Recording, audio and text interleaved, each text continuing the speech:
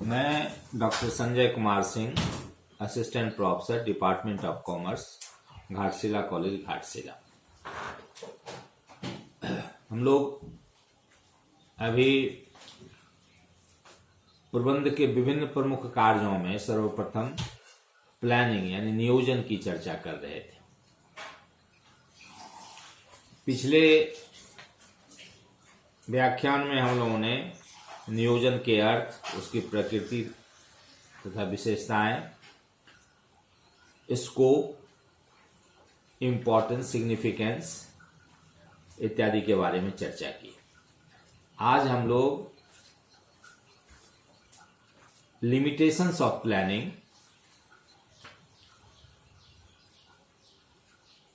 Principles for making planning effective, types of planning की चर्चा करेंगे और इसके साथ साथ प्लानिंग प्रोसेस क्या होता है, इसकी चर्चा आज हम लोग करेंगे। सर्वप्रथम हम लोग नियोजन की सीमाएं अथवा समस्याएं, इसकी चर्चा करें। प्लानिंग की सीमाएं क्या हैं, इसकी समस्याएं क्या होती हैं। यद्यपि बृहत और लघु, बड़े या छोटे, सभी प्रकार के उपक्रमों के लिए नियोजन लाभकारी है, फिर भी सभी फर्म नियोजन में विश्वास नहीं रखता है और कुछ प्रबंधक भी नियोजन कार्य में रुचि नहीं लेते हैं। क्यों नहीं लेते हैं? उनका जो तर्क होता है, जो समस्याएं हैं, वो उसकी चर्चा हम लोग करें। क्यों नहीं लेते हैं, इसका जो कारण होता है। पहला, भविष्य की अनिश्चितता, फ्यूचर अनसर्टेनिटी। इस बात को सभी मानते हैं कि भविष्य अनिश्चित तथा अनियंत्रित है, अतः भविष्य के बारे में सही अनुमान लगा पाना असंभव प्रतीत होता है, असंभव सा लगता है। इसी आधार पर प्रबंधक नियोजन कार्य को निरर्थक तथा अव्यवहारिक मानते हैं। क्योंकि भविष्य अनिश्चित होता है, अनियंत्रित होता है, तो उनका मानना है कि जो चीज अनिश्चित है, जो अनियंत्रित है, जिसपे कोई कंट्रोल नहीं है हमारा, तो उसका सही अनुमान लगा पाना बहुत ही दुरूह कार्य है, कठिन कार्य है, असंभव जैसा लगता है।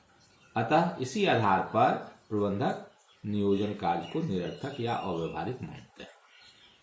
दूसरा होता है शीघ्र परिवर्तन की समस्या।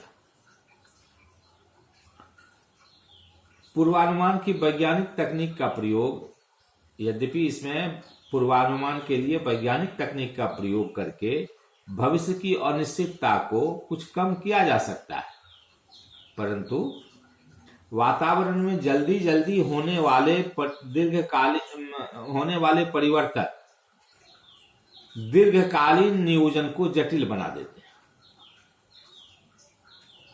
यद्यपि हम वैज्ञानिक तकनीक का प्रयोग करते हैं, अनिश्चितताओं को इसके मदद से कुछ कम किया जा सकता है, लेकिन फिर भी वातावरण में कुछ न कुछ परिवर्तन जो है होते रहता है, जो दीर्घकालीन नियोजन को, लंबे समय के नियोजन को जटिल बना देता है। सरकारी नीतियां, राजनीतिक ढांचे, टेक्नोलॉजी आदि में तेजी से परिवर्तन होते रहते हैं, जो उपक्रम की योजना में भी बार बार परिवर्तन करने के लिए बाध्य करते हैं। व्यवसाय तीसरा होता है अधिक खर्चीला, व्यय साध्य। योजना बनाने के लिए स्टाफ की जरूरत होती है, अनुमान लगाने पर, आंकड़े संग्रह करने पर, एकत्रित करने पर आदि पर व्यय करना पड़ता है। प्रबंधक का भी काफी समय योजना कार्य में ही खर्च हो जाता है। इस प्रकार कुछ फर्म नियोजन कार्य को अधिक खर्चीली मानती है और नहीं अपनाना चाहती है। चौथा है नीरस कार्य। योजना बनाने का मुख्य कार्य मुख्यतया सोचना तथा कागजी खाना पूर्ति से संबंध रखता है, जबकि प्रबंध सक्रिय कार्य करना पसंद करते हैं। प्रबंध जो है सक्रिय कार्य करना पसंद करते हैं, और जबकि प्लानिंग में क्या होता है कि मुख्यतया जो है सो सोचना, फिर उसको जो है सो कागज पे उतारना, कागजी खाना पूरी करना, इन सब बातों से ज्यादा संबंध रखता है प्लानिंग। अतः इसके लिए नियोजन कार्य नीरस प्रकृति सा बन जाता है। जो लोग सक्रिय रहना चाहते हैं उसके लिए नियोजन या प्लानिंग एक नीरस कार्य जैसा बन के रह जाता है। पांचवा है प्रबंधकों के विश्वास की समस्या। सामान्यतया जो एग्जिस्टिंग उपक्रम है, विद्यमान उपक्रम है, जिनमें पिछले काफी समय से परंपरागत ढंग से कार्य होता आ रहा है, जो परंपरा उसके यहां कार्य करने का है वह परंपरा चली आ रही है, उनके प्रबंधक भी पुराने विचारों, विश्वासों और परंपराओं के अभ्यस्त हो जाते हैं और वे नियोजन आदि कार्य को अपव्यय की संज्ञा देते हैं, झूठ मूठ के खर्च की संज्ञा देते हैं। ऐसे प्रबंधक परिवर्तन का विरोध करते हैं और वहां नियोजन को अपनाना और सफल बनाना प्रायः कठिन हो जाता है। छठा है नियंत्रण का भय। वास्तव में नियोजन और नियंत्रण एक ही सिक्का के दो पहलू होते हैं। यदि एक फर्म में नियोजन प्रक्रिया अपनाई जाती है तो वहां प्रबंधकीय उपलब्धियों का मापन करना ही पड़ेगा। अतः सामान्यतया प्रबंधक नहीं चाहता है कि दूसरों को यह पता लगे कि या तो उनके द्वारा बनाई गई योजना उत्कृष्ट किस्म की थी या उनकी उपलब्धियां योजना के अनुरूप नहीं रही। मतलब वह जो योजना बनाता है, जो वह उत्कृष्ट है, या अगर काम उस तरह से नहीं हुआ है तो उपलब्धि योजना के अनुरूप नहीं रही, यह सुनना जो है यह प्रबंधक चाहता है कि लोग इस बात को विश्लेषित न कर पाए, नहीं जान पाए। इसलिए जहां पे योजना बनेगी तो उसका मापन भी होगा, नियंत्रण भी होगा कि योजना के अनुरूप काम हो रहा है कि नहीं हो रहा है, और अगर उसमें कोई कमी रहती है तो मैनेजर का यह फेल्योर माना जाता है। इसलिए वह मैनेजर यह नहीं चाहता है कि इस तरह की कोई बात हो, इसलिए वह नियोजन करना नहीं चाहता है। सातवां कार्य और पुरस्कार में समयांतर। नियोजन 1, 3 या 5 वर्ष की भावी अवधि के लिए होता है, मतलब 1 से अधिक वर्ष के लिए, आने वाले समय के लिए नियोजन होता है। अतः नियोजनकर्ता को नियोजन की सफलता का श्रेय या पुरस्कार तुरंत प्राप्त नहीं हो सकता है। अतः प्रबंधक उन कार्यों को अधिक महत्व देते हैं जिनसे उन्हें तुरंत श्रेय या पुरस्कार प्राप्त होता है। लोच का अभाव। आठवां, लोच का अभाव। नियोजन के अंतर्गत नीतियां, कार्य विधियां निर्धारित की जाती हैं। नियोजन जब होता है तो उसके अंतर्गत पॉलिसीज और प्रोसीजर दोनों जो है सो निर्धारित किया जाता है, जो धीरे धीरे प्रबंधकों की आदतों का अंग बन जाती है। इसके उपरांत यदि परिस्थिति में परिवर्तन होने पर इनमें संशोधन किया जाता है तो कर्मचारी एवं प्रबंधक इसका विरोध करते हैं।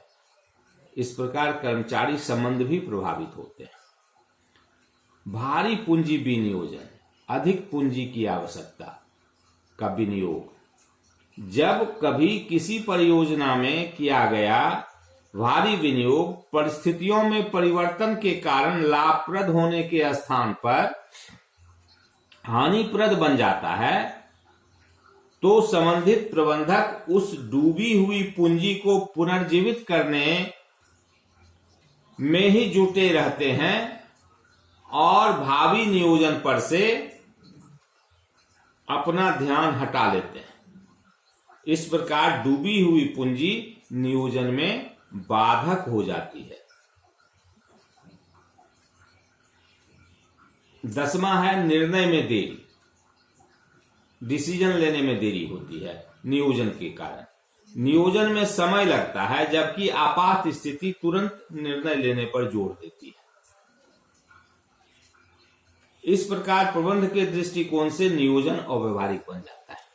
मतलब जो नियोजित कार्य है उससे हटके अगर कोई आपात स्थिति होती है तो फिर उसका नियोजन करने में देरी लगती है, और आपात स्थिति जब कोई आती है, इमरजेंसी जब कोई आती है, तो वह तुरंत डिसीजन खोजती है, तुरंत निर्णय खोजती है। इसलिए वैसी स्थिति में यह प्लानिंग जो है काम नहीं कर पाती है, निर्णय में देरी होती है इसमें। वैयक्तिक प्रेरणा का ह्रास। यदि उपक्रम या फर्म में केंद्रीकृत योजना लागू की जाती है तो योजना में मात्र उच्च प्रबंध के लोग सम्मिलित होते हैं।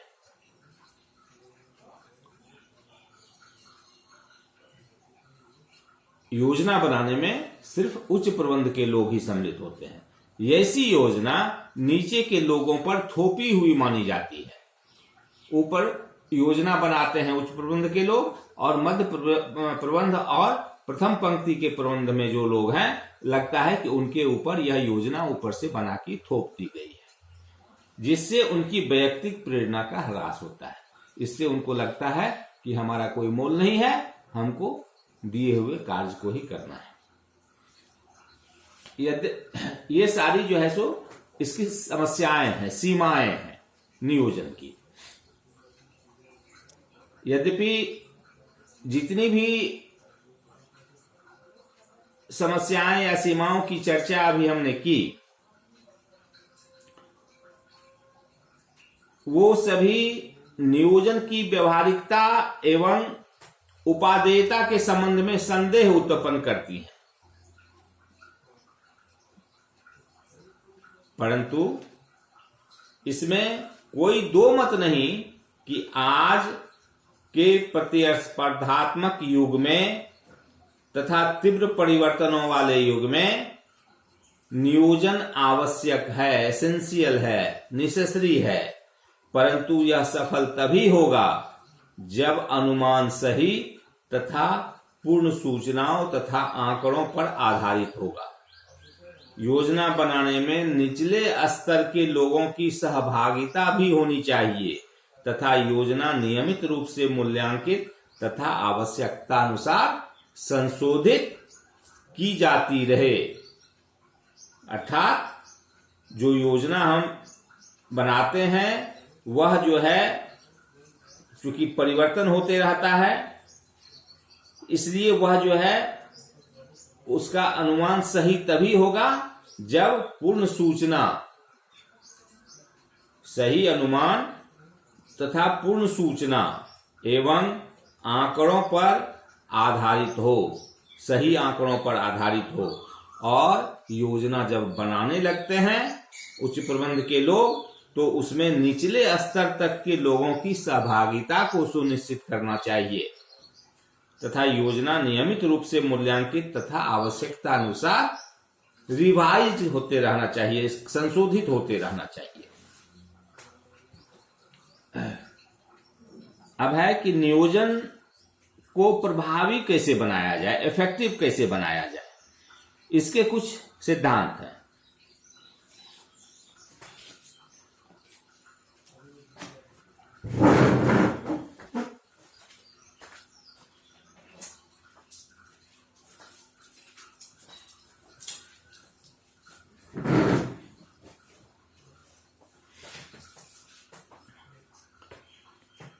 नियोजन की उपर्युक्त वर्णित सीमाओं के आधार पर हमें यह निष्कर्ष नहीं निकाल लेना चाहिए कि नियोजन व्यर्थ है या नियोजन एक अपव्यय है। वास्तव में आधुनिक प्रतियोगिता के युग में नियोजन एक आवश्यकता है, एक नेसेसिटी है। और मुख्य बात यह है कि नियोजन कार्य कितने प्रभावपूर्ण तरीके से किया जाना है। यह जितना ही ज्यादा इफेक्टिव होगा उतना ही ज्यादा सफल होगा।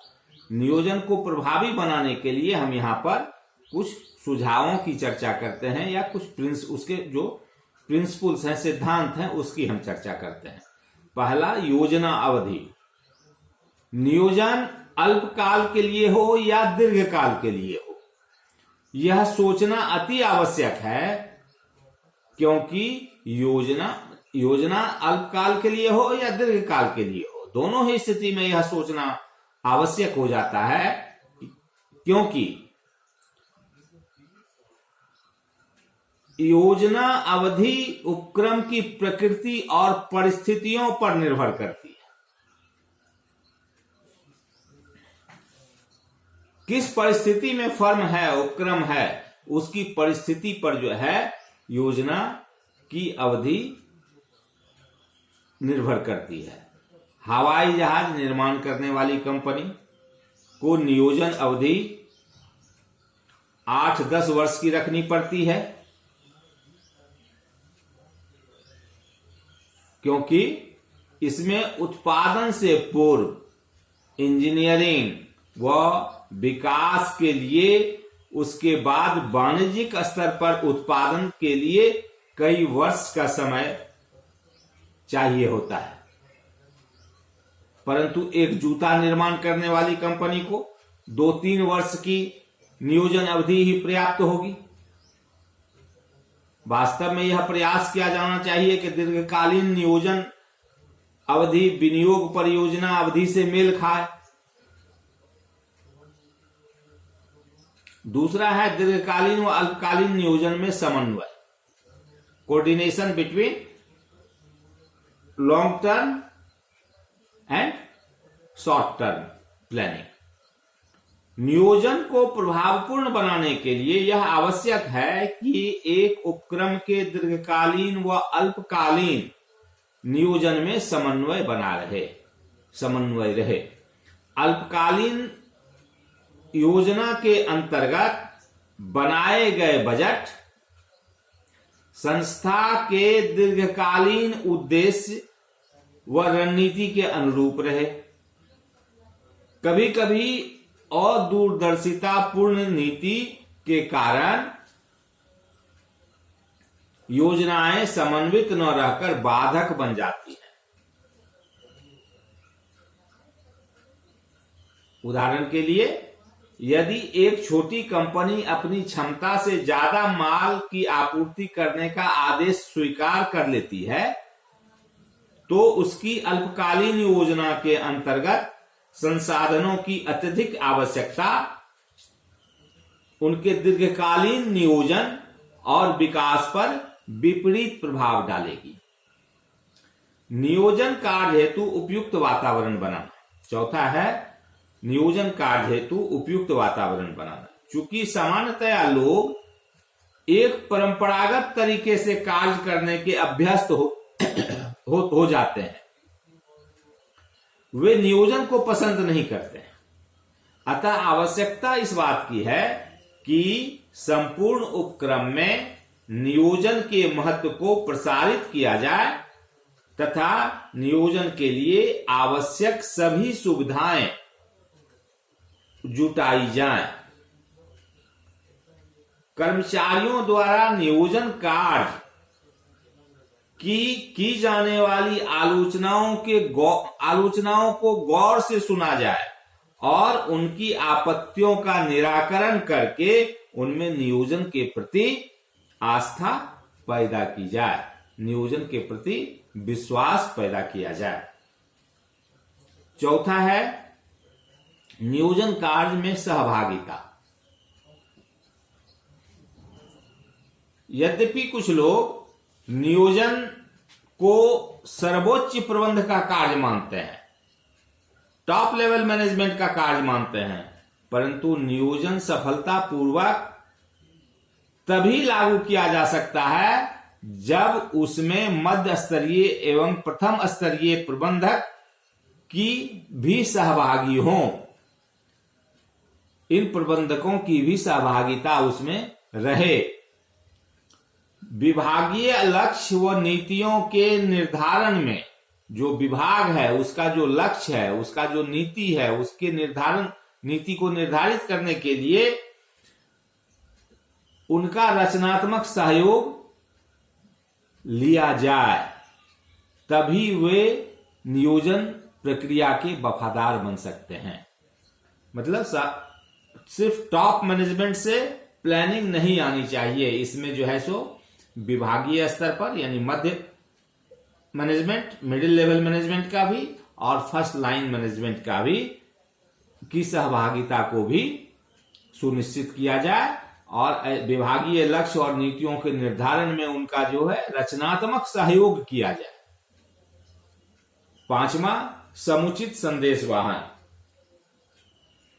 प्रायः यह देखने को मिलता है कि समुचित संदेश वाहन के अभाव में नियोजन के अंतर्गत निर्धारित किए गए लक्ष्य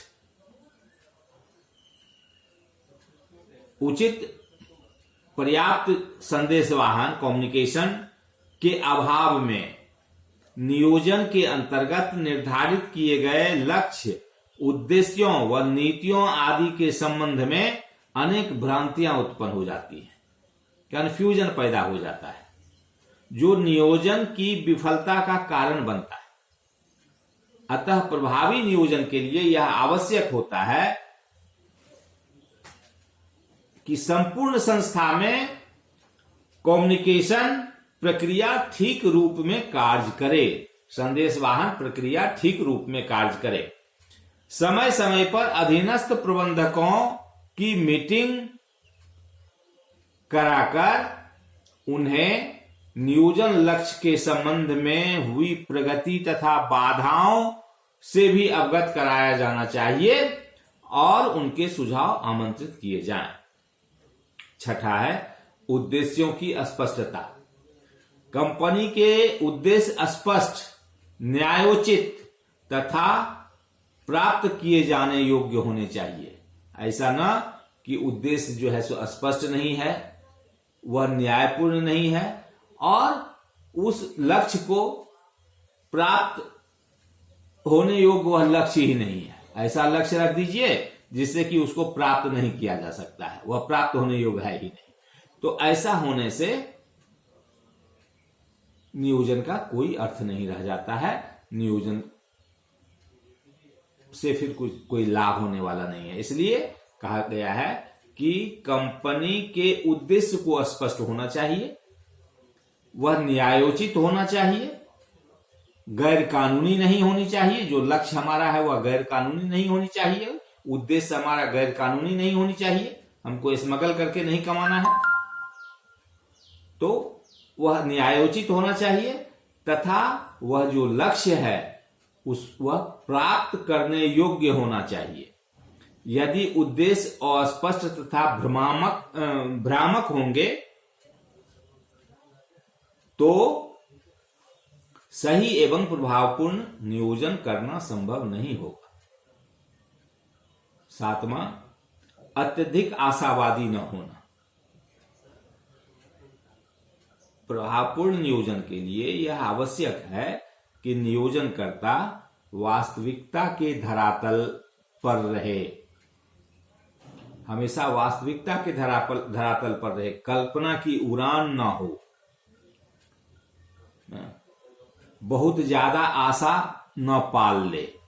इसलिए नियोजन के लिए यह आवश्यक है कि जो नियोजन कर रहा है, प्लानिंग जो कर रहा है, जो भी प्रबंधक प्लानिंग कर रहे हैं, नियोजनकर्ता जो हैं, उसे हमेशा वास्तविकता के धरातल पे रहना चाहिए, कल्पना लोक में विचरण न करना चाहिए। भावनाओं से प्रेरित होकर अत्यधिक आशावादी नियोजन को यथार्थ से दूर ले जाती है। आठवां, लोच का सिद्धांत, प्रिंसिपल ऑफ फ्लेक्सिबिलिटी। नियोजन को प्रभावी बनाने के लिए यह आवश्यक है, अति आवश्यक है कि नियोजन लोचपूर्ण हो। नियोजन के अंतर्गत हो रही प्रगति या उपलब्धियों का निरंतर पुनरीक्षण किया जाना चाहिए और जैसी स्थिति हो उसके अनुरूप उसी समय संशोधित कर दी जानी चाहिए। यानी कि हमने जो नियोजन किया, प्लान किया, प्लानिंग बनाई, उसमें लोच की गुंजाइश होनी चाहिए। अगर कोई परिस्थिति बीच में आ जाती है कि हमको उसे डिविएट करना पड़ता है तो हमको वो डिविएट करना चाहिए।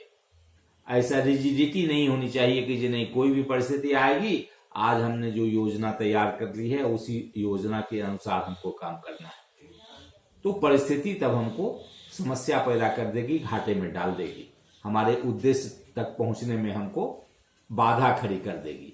इसलिए नियोजन करते समय हमेशा जो है उसमें लोच की संभावना बनी रहे कि अगर कोई भी बाह्य परिस्थिति, आंतरिक परिस्थिति में अगर किसी तरह का परिवर्तन होता है तो हम उस हिसाब से उसमें लोच की गुंजाइश रखें और अपने प्लानिंग को उस अनुरूप, उत्पन्न परिस्थिति के अनुरूप ढालने का प्रयास करें।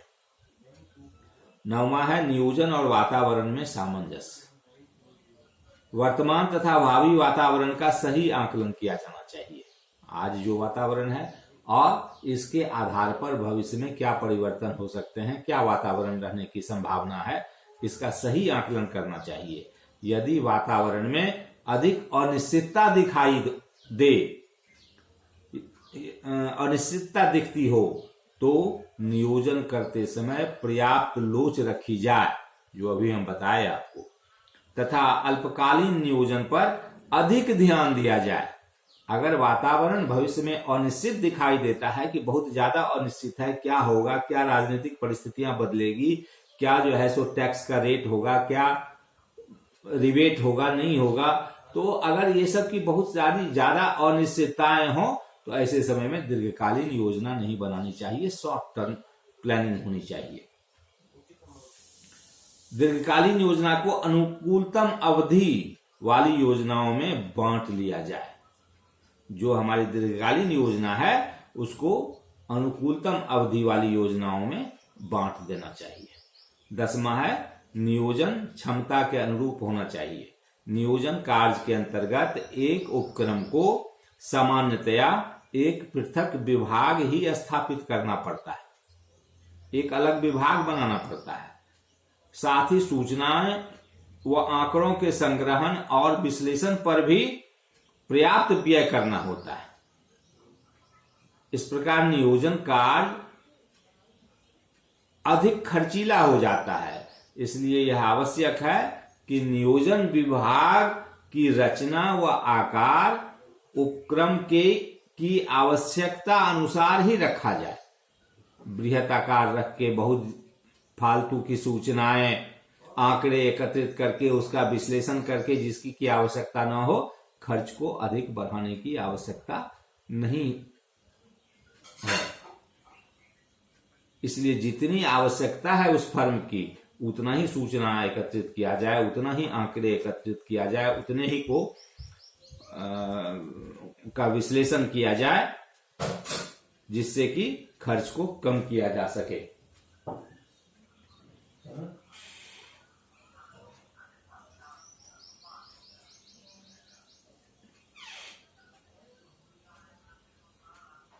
लघु उपक्रमों में नियोजन कार्य के लिए पूर्ण विभाग की स्थापना न करके इसे किसी अन्य प्रबंधक के अधीन भी रखा जा सकता है, ताकि नियोजन पर आने वाला व्यय उपक्रम की वहन करने की क्षमता के अनुरूप हो। तो ये सारी बातें प्लानिंग के प्रिंसिपल्स जो प्लानिंग को इफेक्टिव बनाने में मदद करते हैं, कारगर होते हैं, इन बातों की चर्चा अभी हमने की। अब हमारे पास जो चर्चा के लिए है वो है टाइप्स ऑफ प्लान्स, प्लान योजनाओं के प्रकार।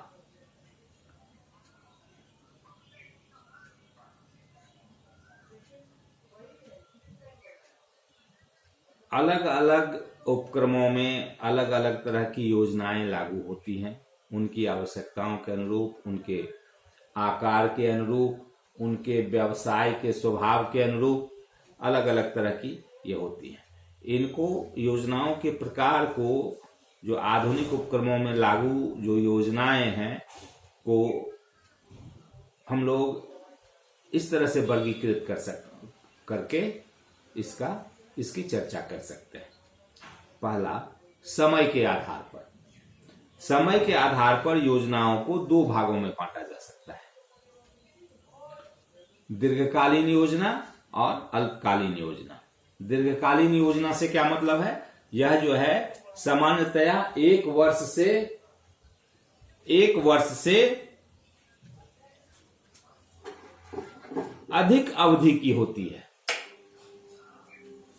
एक वर्ष से अधिक अवधि की होती है।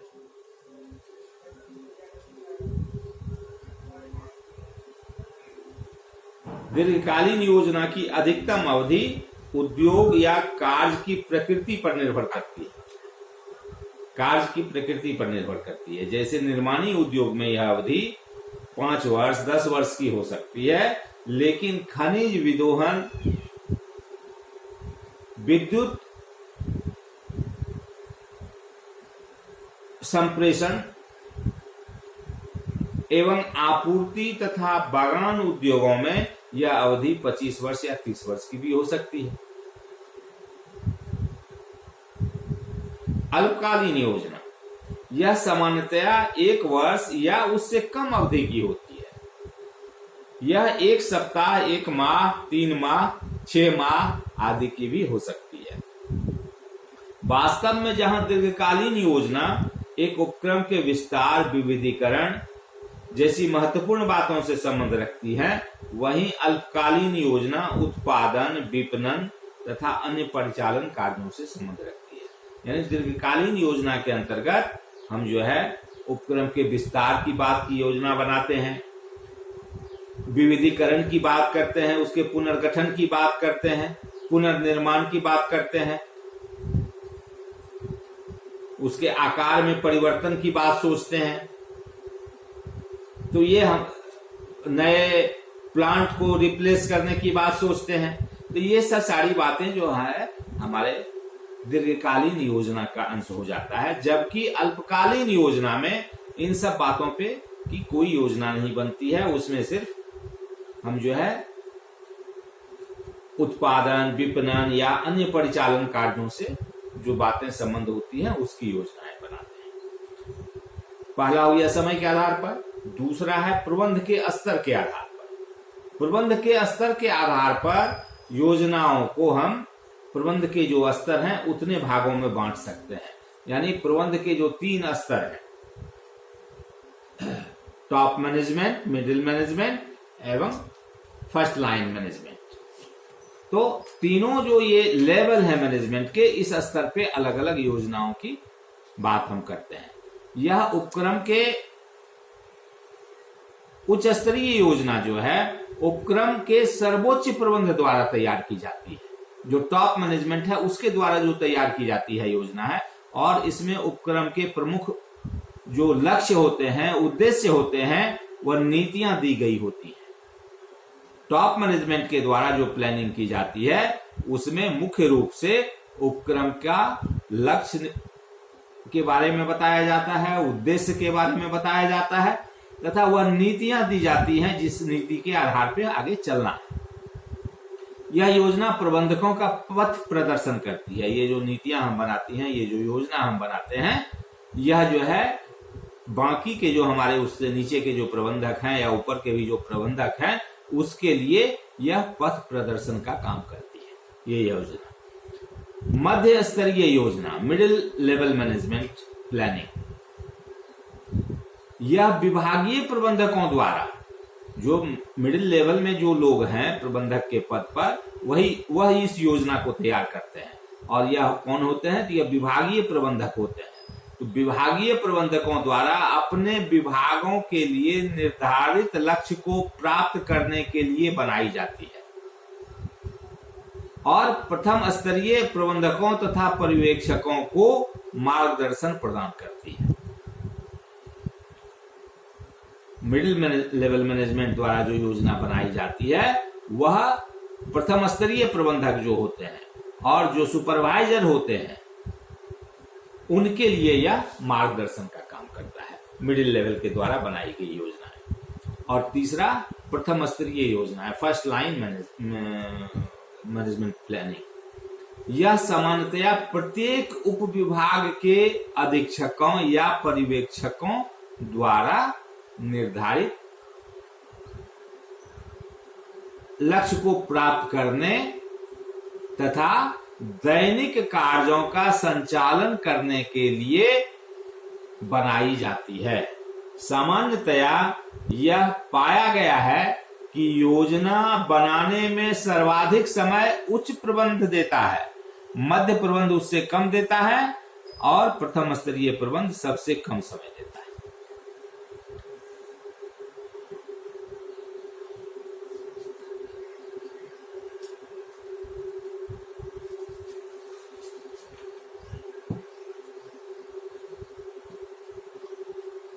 तीसरा है उपयोग के आधार पर। उपयोग के आधार पर भी योजनाएं दो तरह की होती हैं। एक अस्थायी योजनाएं, स्टैंडिंग प्लान। इसमें सर्वोच्च प्रबंध द्वारा निर्धारित नीतियां, कार्यविधियां व नियम सम्मिलित किए जाते हैं, जिनके आधार पर प्रबंध उपक्रम के कार्यों का संचालन करते हैं। इनमें प्रबंधकों के लिए मार्गदर्शक बातें निश्चित कर दी जाती हैं। कैसे काम करना है उसका जो है सो दिशा निर्देश, मार्गदर्शन वह निश्चित कर दी जाती है, ताकि निर्णय लेने में बार बार अपने वरिष्ठ प्रबंधकों के पास न दौड़े। उसके पास सारा गाइडलाइन मौजूद होता है उस योजना में, और यह बता दिया जाता है कि आपको किस परिस्थिति में कैसे काम करना है, जिससे कि वह निर्णय लेने में खुद सक्षम हो सके और बार बार उसको अपने वरिष्ठ प्रबंधकों के पास, वरिष्ठ अधिकारियों के पास दौड़कर न जाना पड़े और उपक्रम स्वाभाविक रूप से अपने उद्देश्य की ओर बढ़ता रहे। जो चैनल है, जो चेन है, वह चलता रहे। दूसरा है एकल उपयोग योजनाएं, सिंगल यूज प्लान। इनमें बजट, प्रोग्राम तथा प्रोजेक्ट सम्मिलित किए जाते हैं। ये योजनाएं परिचालन कार्य से अधिक संबंध रखती हैं। ये विशिष्ट कार्यों को पूरा करने के लिए बनाई जाती हैं और एक बार ही प्रयोग में आती हैं। एक बार के बाद फिर इनका प्रयोग नहीं होता है, फिर कोई नए कार्य का आरंभ होता है और फिर उसके लिए एक नई प्लानिंग होती है। इसकी पुनरावृत्ति नहीं की जाती है। उदाहरण के लिए एक फर्म में किसी वर्ष की प्रथम छमाही का बजट दूसरी छमाही के लिए प्रयोग में नहीं लाया जा सकता है कि एक 6 महीना का जो हमने बजट तैयार किया, फिर वही सेम बजट जो है सो हमारा दूसरी छमाही के लिए नहीं हो सकता है। या किसी खास आदेश की पूर्ति के लिए हमने जो उत्पादन की जो एक योजना बनाई, वह हमारे लिए सब दिन कारगर नहीं होगा। वह उस लॉट की पूर्ति करने के बाद, उस सप्लाई ऑर्डर को पूरा करने के बाद हमारी वह योजना वहीं पे समाप्त हो जाएगी। फिर से हमको दूसरी योजना के अनुरूप काम करना पड़ेगा। चौथा है महत्व के आधार पर। महत्व के आधार पर हम योजनाओं को 3 भागों में बांट सकते हैं।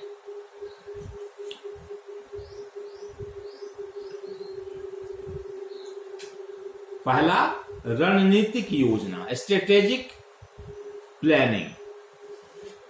इसके अंतर्गत उच्च प्रबंध जो है वह उच्च प्रबंध बाह्य वातावरण तथा आंतरिक संसाधनों का आकलन करके लक्ष्य निर्धारित करता है। बाहरी वातावरण क्या है, हाँ, और हमारे पास आंतरिक संसाधन क्या है, कितना है, उस दोनों का आकलन करके, दोनों में सामंजस्य स्थापित करके वह लक्ष्य को निर्धारित करता है। और लक्ष्य निर्धारित करता है तो उन्हें प्राप्त करने के लिए बहुविकल्पीय योजना बनाता है। वो लक्ष्य निर्धारित करके उसको जो प्राप्त करने का तरीका होता है वह बहुविकल्पीय होता है। उसमें कई एक ऑप्शन होता है, बहुत सारे रास्ते होते हैं, ताकि परिस्थितियों के अनुरूप उपयुक्त योजना लागू की जा सके। जैसी परिस्थिति रहेगी उस तरह की योजना को हम लागू कर सकते हैं।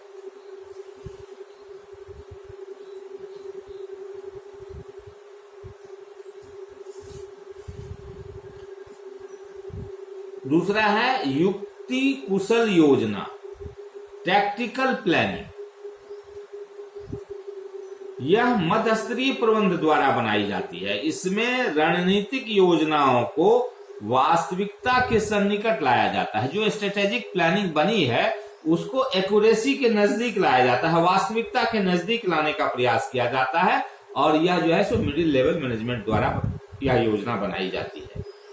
मध्यस्तरीय प्रबंधन, मिडिल लेवल मैनेजमेंट आंतरिक संसाधनों का सही आकलन करके मानवीय, वित्तीय एवं भौतिक संसाधनों को सर्वोपयुक्त मिश्रण इस दृष्टि से तैयार करता है कि जिससे कि संगठनात्मक लक्ष्य अत्यधिक कुशलतापूर्वक प्राप्त किया जा सके। तीसरा है परिचालन नियोजन, ऑपरेटिंग प्लानिंग। यह नियोजन कार्य प्रथम स्तरीय प्रबंधकों द्वारा किया जाता है, फर्स्ट लाइन मैनेजमेंट द्वारा किया जाता है। पर्यवेक्षक अपने अपने क्षेत्रों में अल्पकालीन योजनाएं बना लेते हैं। उनको जो कार्य करना है उस कार्य को करने के लिए वह अपने अपने विभाग में, अपने अपने क्षेत्र में एक अल्पकालीन योजना तैयार कर लेते हैं, बना लेते हैं।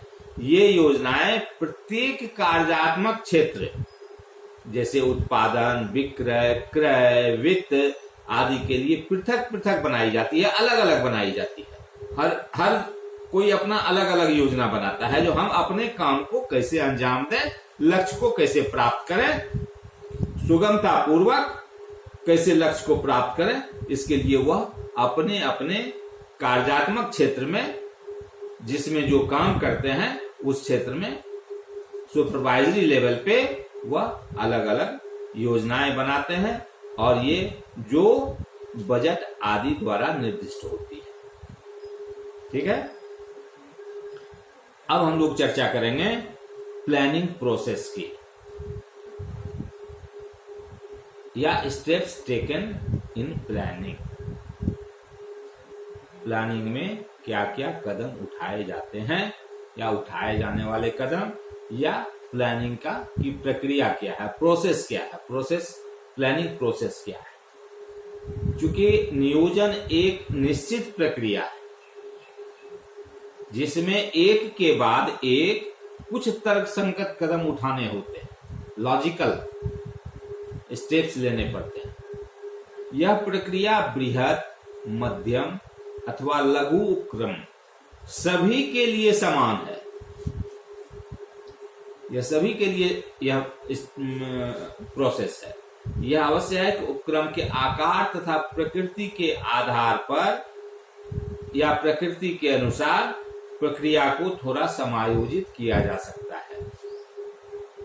नियोजन प्रक्रिया के अंतर्गत सर्वप्रथम संस्था के लक्ष्य तथा उद्देश्य निर्धारित किए जाते हैं। जैसा कि हम पहले भी चर्चा कर चुके हैं कि नियोजन क्या होता है। नियोजन का सबसे पहला जो स्टेप होता है, सबसे पहली बात जो होती है वह होता है उद्देश्य निर्धारित किया जाना, और फिर उन उद्देश्यों की प्राप्ति हेतु योजना बनाना, दीर्घकालिक योजना बनाना, जिसमें बनाई जाती है, योजना बनाई जाती है जिसमें भविष्य में लागू की जाने वाली नीतियों का निर्धारण किया जाता है, कार्य अवधि व नियम तैयार किए जाते हैं तथा योजना को कार्य रूप देने के लिए बजट व कार्यक्रम आदि तैयार किए जाते हैं।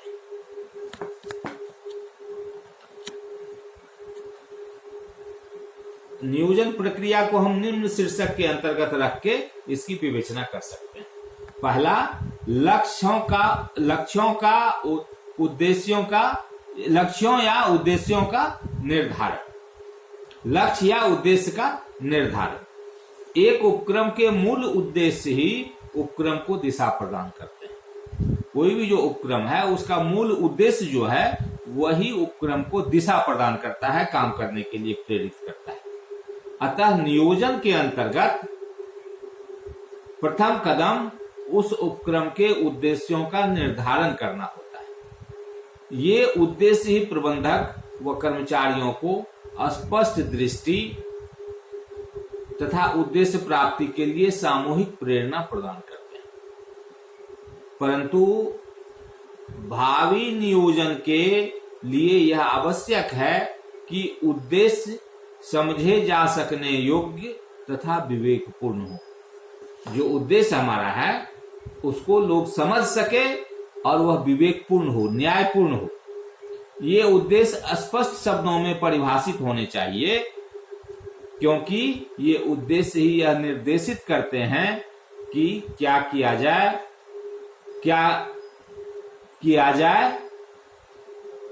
कब किया जाए और प्रारंभिक जोर किस बात पर देना है, शुरुआत कहां से किया जाए।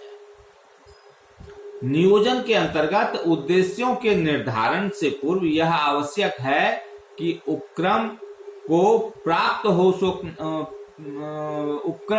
प्राप्त हो सकने वाले सुअवसरों का आकलन किया जाए। इसके लिए उपक्रम के बाह्य वातावरण जैसे सरकारी नीतियां, सामाजिक राजनीतिक परिवर्तन, प्रतियोगिता का स्तर, टेक्नोलॉजी की उपलब्धता आदि जो है तथा उपक्रम के आंतरिक वातावरण जैसे संगठनात्मक शक्तियां या कमजोरियां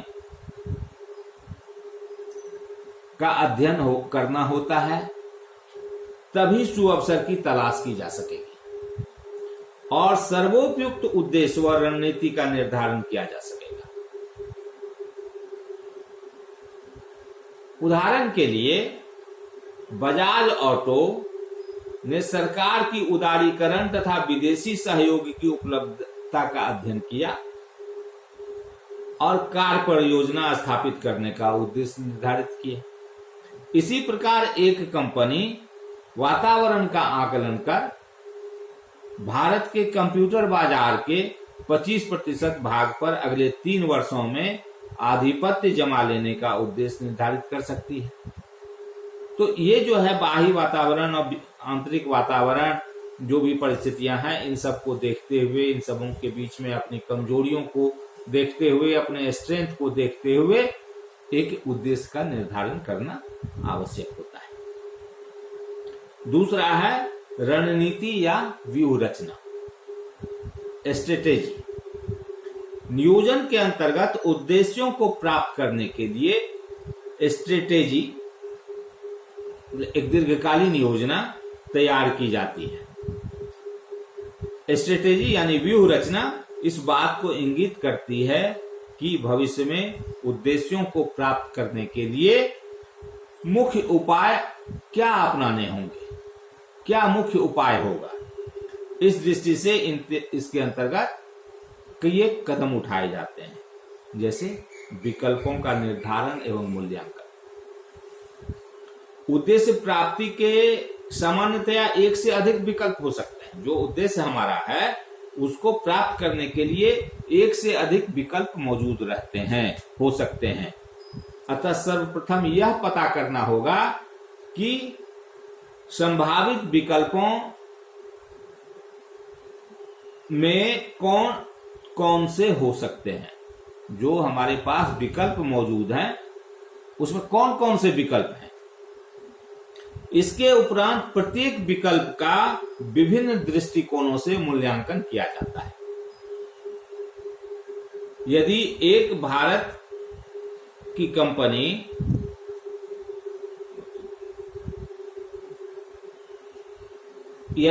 कंपनी का भारत के कंप्यूटर बाजार के 25% पर अधिकार कर लेने का उद्देश्य है, तो वह व्यूह रचना या रणनीति तय करने से पूर्व यह पता करेगा कि इस उद्देश्य को प्राप्त करने के लिए क्या क्या विकल्प हो सकते हैं।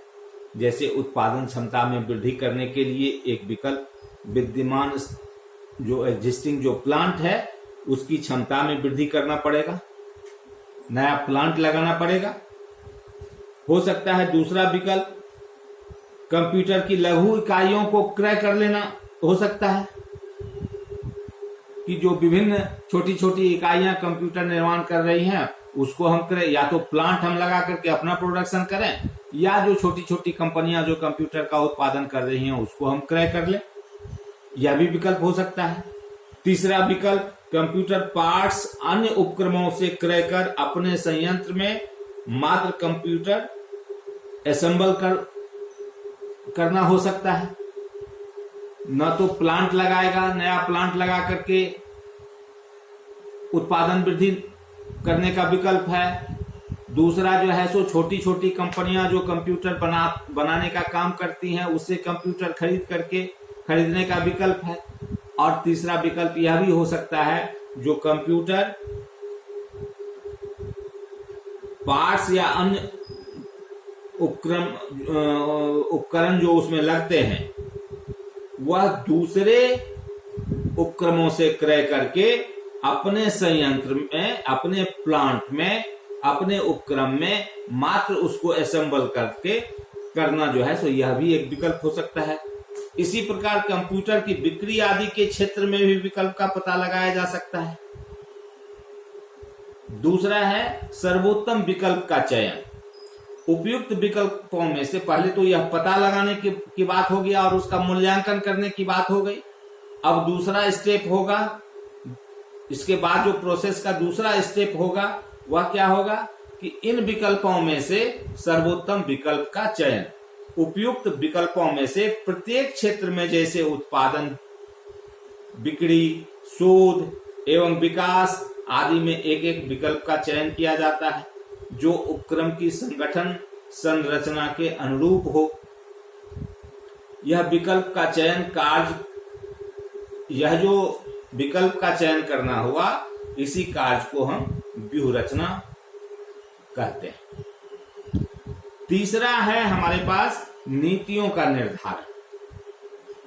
ये स्ट्रेटेजी के अंतर्गत विकल्पों का निर्धारण एवं मूल्यांकन हुआ और सर्वोत्तम विकल्प का चयन हुआ। अब तीसरा जो स्टेप है वह है व्यूह रचना के अंतर्गत जो उपाय किए जाते हैं उनके क्रियान्वयन में प्रबंधकों को अनेक निर्णय लेने पड़ते हैं। निर्णयों में एक रूपता बनाए रखने के लिए कुछ मार्गदर्शक सिद्धांत तय कर दिए जाते हैं जिन्हें नीतियों के नाम से जाना जाता है। जैसे कंपनी की यह नीति निर्धारित की जा सकती है कि कंपनी अपने ग्राहकों को वित्तीय सीमाओं के अंतर्गत सर्वोत्तम सेवाएं प्रदान करे। चौथा है कार्य विधियों का निर्माण। नीतियों के लागू करने के लिए सामान्यतया कार्य विधि निर्धारित कर दी जाती है। जो कैसे कार्य करना है, कार्य करने का तरीका जो है वह नीति लागू करने के लिए सामान्यतया कार्य करने के तरीका को निर्धारित कर दी जाती है और संबंधित विभाग से यह अपेक्षा की जाती है कि नीति लागू करने में प्रत्येक बार जो नीति निर्धारित की गई है वह विभाग से अपेक्षा की जाती है कि वह नीति को लागू करने में प्रत्येक बार कार्य विधि अपनाए। जो कार्य विधि दिया गया है प्रत्येक बार वही कार्य विधि को अपनाए। नीति एक सिद्धांत के रूप में या वाक्य के रूप में उच्च प्रबंध निर्धारित करता है। नीति जो है एक सिद्धांत के रूप में उच्च प्रबंध जो है वह निर्धारित करता है, परंतु कार्य विधि क्रमिक कदमों के रूप में विभागीय प्रबंधकों द्वारा ही निर्धारित कर दी जाती है। जैसे कंप्यूटर में दोष आ जाने पर उसे नए कंप्यूटर द्वारा प्रतिस्थापित कर देना कंपनी की एक नीति कही जाएगी, परंतु प्रतिस्थापित करने से पूर्व क्या क्या कदम उठाए जाएंगे, नीति को लागू करने की कार्यविधि होगी। पांचवा है नियमों की रचना। नियम प्रत्येक कर्मचारी के लिए आचरण को नियंत्रित करता है और नीतियों को लागू करने में सहायक होता है। नियम जो है कर्मचारी के आचरण को नियंत्रित करता है और जो नीति है उसको लागू करने में सहायक होता है। जैसे ग्राहकों को 1 माह तक की उधार देना एक नियम है। इसी प्रकार कुछ नियम किसी विशिष्ट नीति से संबंधित न होकर सामान्य भी हो सकते हैं। जैसे मशीन पर कार्य करते समय धूम्रपान वर्जित है। जब मशीन पर काम किया जाएगा तो उस समय आप किसी तरह का धूम्रपान नहीं कर सकते हैं, यह एक नियम हुआ। तो यह ग्राहक के जो है आचरण को नियंत्रित कर रहा है। दूसरी ओर ग्राहक को 1 माह का उधार देना है, एक नियम यह भी है। अब इसका जो है सो 1 माह से अधिक की अवधि नहीं होनी चाहिए, यह नीति निर्धारित कर दी गई है कि 1 माह से ज्यादा का उधार नहीं दिया जा सकता है। तो यह जो है सो नियम की रचना करनी पड़ती है कि कैसे कैसे किस नियम से हमको चलना है। छठा है बजट बनाना। बजट अल्पकालीन नियोजन का भाग है। दीर्घकालीन लक्ष्यों के निर्धारण दीर्घकालीन लक्ष्यों के अंतर्गत ही कुछ अल्पकालीन लक्ष्य निर्धारित कर दिए जाते हैं। जिस समय नियोजन होता है उस समय जो हम लोग दीर्घकालीन लक्ष्य निर्धारित करते हैं उसी समय जो है अल्पकालीन लक्ष्य भी निर्धारित हो जाता है। यह उसी का एक भाग हो जाता है। अल्पकालीन नियोजन बजट जो है यह अल्पकालीन नियोजन का भाग है, जो दीर्घकालीन लक्ष्यों के अंतर्गत ही कुछ अल्पकालीन लक्ष्य निर्धारित हो जाते हैं। जैसे विक्रय या उत्पादन का लक्ष्य क्या होगा, कितना होगा विक्रय, और उस अनुरूप जो है सो उत्पादन हो सकेगा या नहीं होगा कि नहीं होगा, या हमको उतना उत्पादन करना पड़ेगा। इनको उपयुक्त नीतियों के अंतर्गत ही कार्यान्वित करने के लिए संख्यात्मक रूप में बजट तैयार किया जाता है ताकि संसाधनों की व्यवस्था समयानुसार की जा सके। 7वां और अंतिम, कार्यक्रम बनाना। प्रत्येक उपक्रम के उद्देश्यों को प्राप्त करने के लिए ही प्रोग्राम बनाए जाते हैं, कार्यक्रम बनाए जाते हैं। यदि बाजार पर प्रभुत्व प्राप्त करना एक उद्देश्य है तो उसके लिए विज्ञापन कार्यक्रम बनाया जा सकता है। कार्यक्रम या परियोजना लगभग समानार्थक है। मतलब यदि हमको बाजार पे प्रभुत्व करना है, अग्रणी होना है, तो उसके लिए हमको विज्ञापन का सहारा लेना पड़ सकता है और इसका एक कार्यक्रम बनाया जा सकता है कि हम कैसे इसको विज्ञापित करेंगे, कैसे इसका विज्ञापन करेंगे। तो कार्यक्रम जो है, प्रोग्राम तथा परियोजनाएं लगभग एक समान अर्थ की। अब अगले इसमें हम लोग जो है सो स्ट्रेटेजिक मैनेजमेंट पे चर्चा करेंगे। आज के लिए धन्यवाद।